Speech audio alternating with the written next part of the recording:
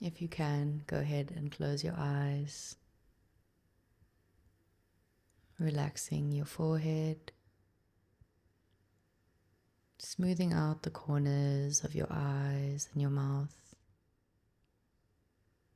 Unclench your jaw and relax your shoulders away from your ears. We're going to go ahead and take a nice deep breath in through the nose. And exhale out the mouth. Another deep breath in, really filling up your lungs. And exhale, letting go out the mouth. Gently opening up your eyes if you had them closed. Welcome back to Mindful Moves with me, Daniela Jentsch, your host. I am very, very happy, as always, to be sitting on the seat. It is always a true luxury. So thank you for being here. I'd actually just like to take a quick moment to say thank you for everyone who has just been so supportive on this journey up until now, leaving reviews, sending me beautiful messages, just interacting with everything that I share. It's been so lovely, and I've met so many beautiful people and strangers and amazing people along the way. So thank you for that. It's been truly, really so special. This topic about healing, this is a big one in terms of how a lot of us operate in the world and a lot of us, how we go through life. And I don't know about you guys, but you get to a point in your life where you just realize, whoa, life is moving ridiculously fast, especially even just this year. I think to myself, this must be a giant prank. Like, there's no way we could possibly be in December right now. But here we are, as a brilliant example of how fast life can just pass you by. And this episode, Feel It or Fill It, this is a big topic, I think, for a lot of us, because it's a very normal reaction in life.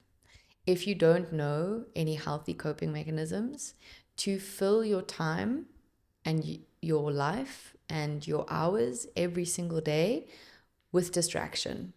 So it's so normal to distract yourself. It's normal to avoid feelings, but you kind of have this choice in life.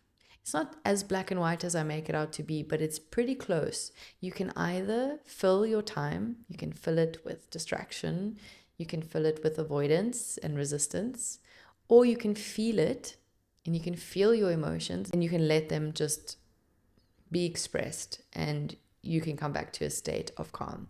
And why I speak about this is because I think that when a key aspect in my healing journey, for example, everyone was always like, feel your emotions, feel them, and then you'll be fine. And I was like, what do you mean? How do you feel proper emotions? And how do you actually hold space for them? And I'd love to talk about this topic, because I think that a lot of us think that if you are trying to heal, you just have to be in a really bad space. Like, let's say you have to process grief, or you have to process a traumatic event. Maybe you're just feeling overwhelmingly anxious at the moment, or in a depression cycle, or you're frozen and you can't do anything and you're just procrastinating.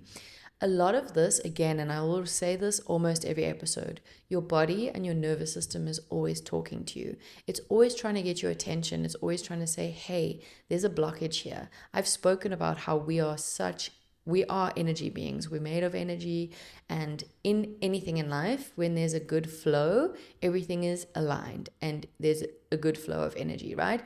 When blockages come up, and blockages in this case is stuck emotions that can get stuck in your body, you can notice them even physically. Maybe you have pain in a certain area. Maybe you have a chronic illness. Whatever it may be in your case, these blockages manifest physically to grab our attention.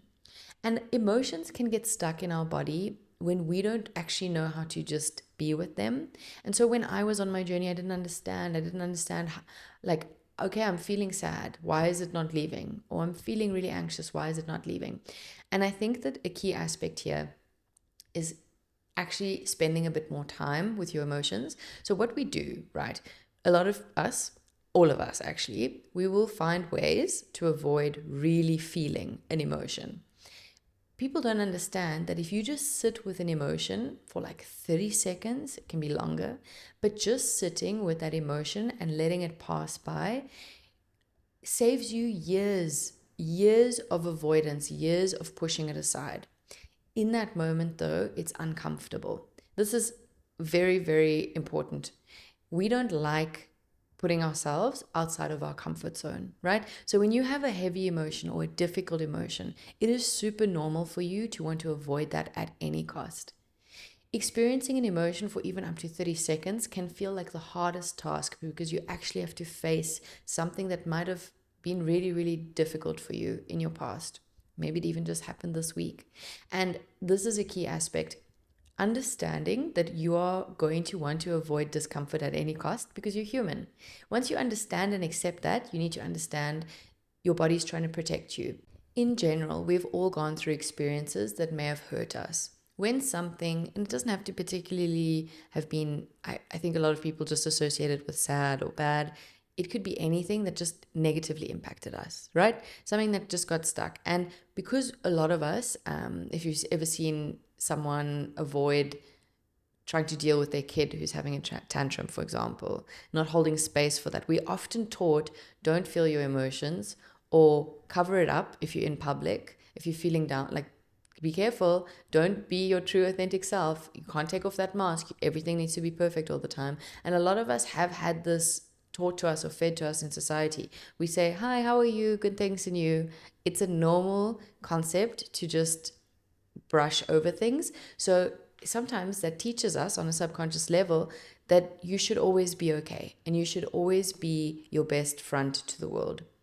That's not to say now that you need to go out in public and cry and all of that. If that happens, that's okay.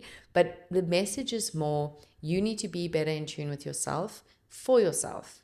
If you're able to do that, if you're able to sit with your emotions and let them pass by, they don't get stuck in our body and the flow continues. An example of this, it's actually, once you get into the habit of it, it's a lovely practice. Imagine you've had a hard week at work. Maybe your boss was awful to you. You put in a lot of work into a project or whatever it was. Maybe you ran a new marketing campaign and you were so excited because you got to use your creativity, and your boss told you that that's probably the worst thing that they've ever seen and that you are really bad at your job, for example. That can really be a lot. It can bring up feelings of unworthiness. It can bring up feelings of anger and pain and just all these emotions just from one person's opinion, right? Now, normally, sometimes, let's say it's normal for us now in the society, we'll be angry and we'll just be like, oh, my boss really pissed me off. And then we might just go for drinks with our friends and just drink it away. Or we might just get home and dissociate completely, watch a whole bunch of series, never really addressing what happened at all. You just took in what your boss said. You didn't show any emotion. You just pushed forward, right? Because I mean, if you work in any type of environment, you know that it's not always easy to, have any pushback or change anything at that time. So imagine you just come home or you go out for drinks or you come home and you dissociate or whatever it may be. These are the moments that I'm talking about where you fill up your time with distractions when you are feeling certain emotions. Now, how do we feel it? How do we actually let it pass by? An example, let's say you have to hold yourself to ideal situation is we act like children, right? When they are excited, jump around, they scream, whenever they want to move their body, they move it. If they want to sing, they sing. When they are sad, they scream. If they fell down and hurt their knee, or when they're upset about something, they'll cry immediately and then they'll come back. They are a great example of how easy it is to feel your emotions at that point, right? You let it out your body. It's always a physical release. It's a somatic practice, right? So you really want your body and allowing it just to release this energy. So that's why kids will just react immediately. And we can take a lot from this. Now, in a practical sense, we can't throw tantrums at work, right? We all know this. It's just not a common thing, a common practice. So how can we do it in today's modern world? The best thing I can tell you is, for example, if that happened to you and your boss really, really hurt your feelings, it literally takes a few minutes. Taking a few moments of your day just to acknowledge what happened is already a huge step. Sitting down. I don't know what you are personally into. I love journaling about things. Or I will sit and I will just let myself have no distractions. We can all agree that today's society is very stimulating. We can always distract ourselves with something, right? It could just be scrolling on our phone, for example. But if you're able to just put down everything for a little moment. My best way of feeling emotions is close to nature. That's me personally. I just find that it uplifts me while I'm going through something. So just grounding yourself wherever you're at. If you want to practice this, your boss has been horrible to you today. You get home, you have to hold in all these emotions the whole day. Get home, no distractions. No phone, no watching something, no drinking it away, numbing yourself. Just being present with yourself for a few minutes. Thinking about what happened, maybe thinking about the situation that happened, or just allowing yourself to dip into how that made you feel. And when that emotion comes up, just becoming more familiar about what is that emotion. So many of us will just say, I feel anxious today, or I feel angry today, or I feel, overwhelmed. But if you had to sit and you had to really just be with that emotion, just holding space for a few minutes, this isn't a difficult practice. It's uncomfortable, but it doesn't take up much of your time. Getting familiar with the sensations in your body. What does it bring up for you? Does it make your chest feel tight or warm? Is it in your stomach? Where do the emotions sit? And when people say feel the emotions, all you have to do is bear witness. That is it. You just have to be present. It's so easy on paper. It is easy to say, just be present, just feel what you got to feel. It is not a nice feeling to process emotions that may have been very difficult, especially if they've been stuck for a long time. So wouldn't you agree it makes sense that if you've had a difficult day or difficult week, the sooner you hold space for yourself, the quicker that can be released from your energy system? We've held on to things since childhood. So no, it might not be easy to face a certain emotion that's been buried deep for many, many years. That would be difficult, for sure. But the more layers you remove, the more comfortable you get with feeling your emotions, the easier it will be for these emotions to come up, you to feel them in your body, and just hold space. We don't need to analyze them. We don't need to write a whole dissertation on why you were feeling sad that day. You can just be present with yourself and your emotions. And I know that it sounds easy on paper. I know that it's difficult to implement. I know that being in your own space and feeling something heavy, even if it's something as heavy as grief, is deeply uncomfortable. But if you, for example, have a good cry, that's my go-to. A friend of mine the other day said that it's one of my practices, but I mean, I guess he's right. After I have a good cry, like my cheeks are all hot and I feel exhausted as well, but there is a sense of relief. It is the same after like a very heavy storm passes through. There's this calm before sometimes, but usually after a good stormy cry, there's this relief because there is a release. You get relief from release because your body system is so grateful that this is now energetically unblocked, right? So when I have a good cry, that's how I feel. And I know that that's the case for many people. Crying might not be everybody's go-to. You might feel that you want to process your emotions in another way. Maybe it's going for a run and letting that built up, pent up energy get out of your system. Maybe it's doing some breath work. Maybe it's talking about it to somebody. Maybe that's your way. You need to check in. And I know that everybody has their opinion. You need to know, though, at least, what is your go-to? What do you do when you have heavy emotions or many emotions even? It could be even joy. We are not healing. I love this quote so much. You're not healing so that you can stop feeling the pain. You're healing so that you can experience the joy more fully. This is something that I love to say. When you make room, you're not just doing this so that you can have big emotions pass through all the time, because then what would life really be about? Just feeling heavy things and then moving on with your day. No, you're making space and room for more. You're making space and room for joy. It is the most beautiful thing to clear up these layers, because you can't fully experience, in my opinion, you can't fully experience joy when there's all these other layers of pain or hurt or sadness or anxiety. It's very difficult to experience joy when your energy system is trying to shout at you and say, hey, there's too much here. I need some clearing. So whatever it is that can clear your energy system, you need to go and find that. There are multiple ways. Like I've mentioned, there's crying, there's moving, there's talking about it, there's whatever you need to go and find that though. I always say humans, I don't know why, but we've become really accustomed to just always trying to get a step by step for us. We don't really take the time to figure ourselves out anymore. And I think that this is a big, big achievement if you can do this. If you can sit with yourself, observe yourself, get to know yourself, and know what works for you, you will never put the power in other people's hands. You will have the power in here. You keep your power, your strength, your light when you are able to just be with yourself and figure yourself out. That's not to say that you shouldn't get help outside. You should always, always utilize help and inspiration from the outside.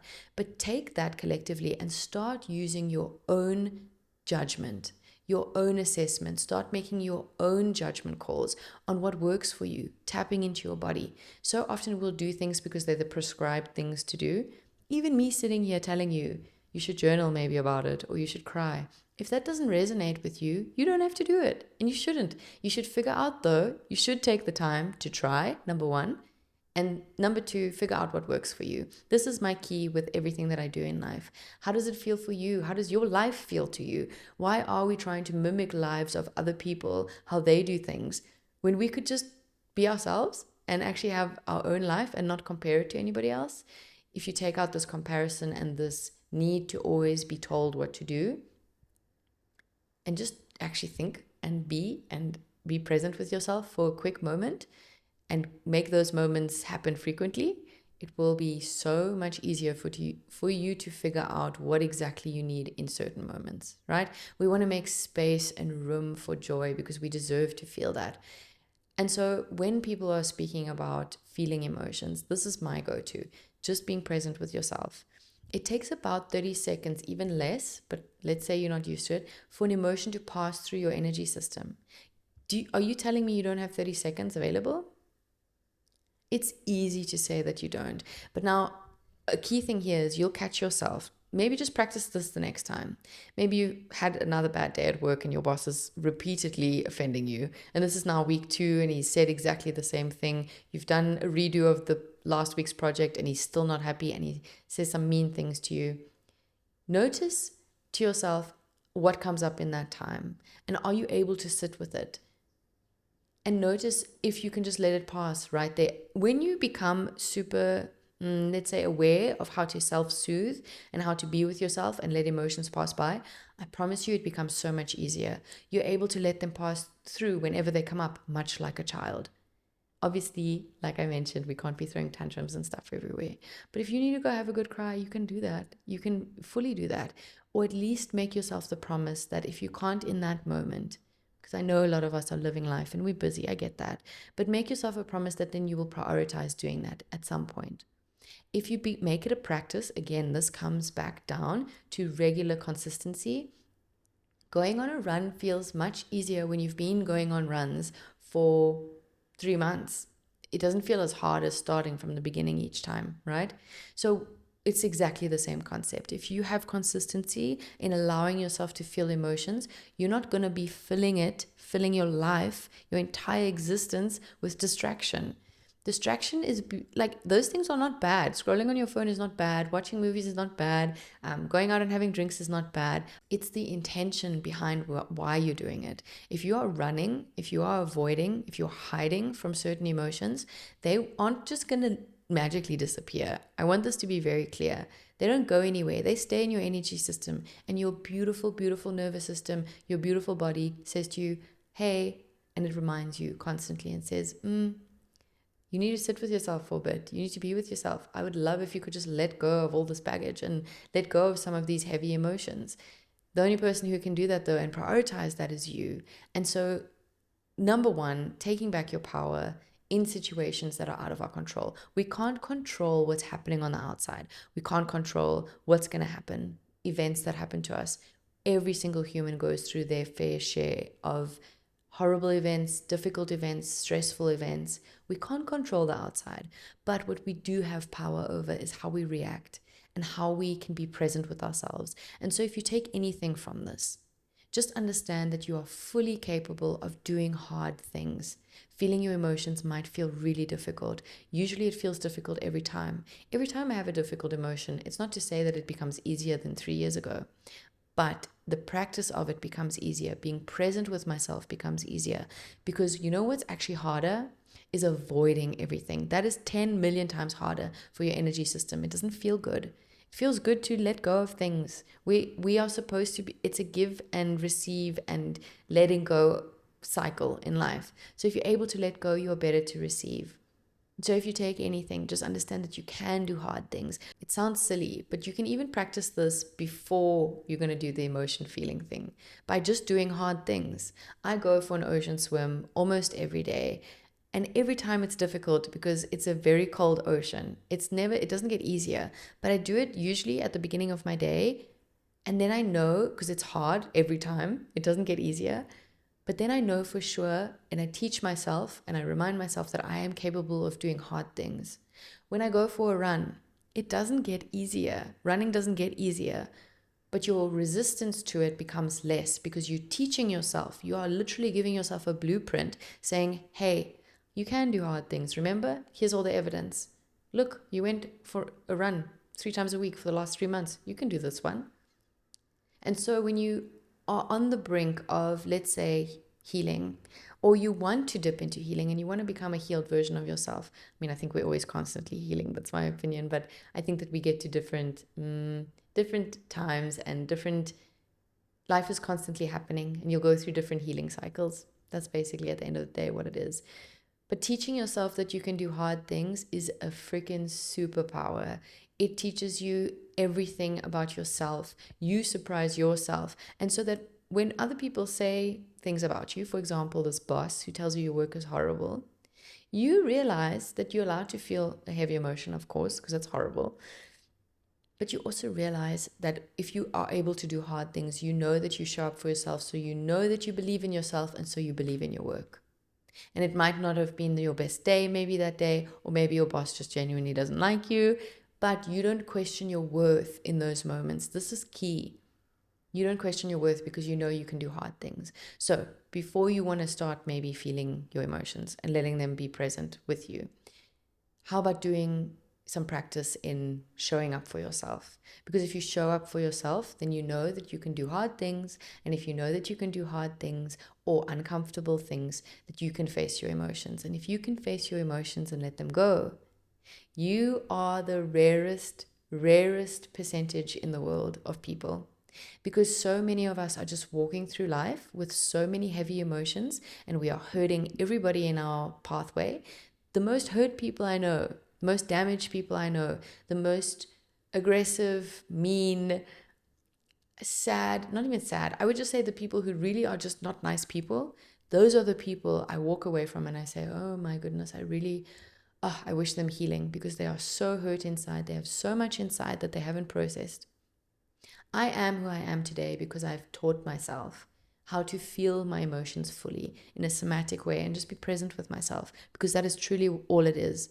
We have been sold this concept that you need to buy things to heal and you need to do this to heal.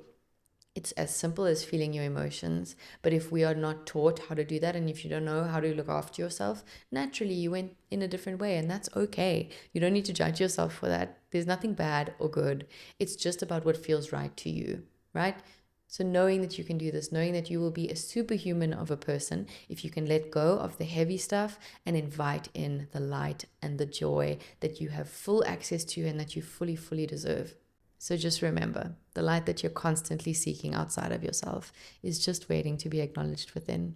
Have a beautiful week. I'll see you next time.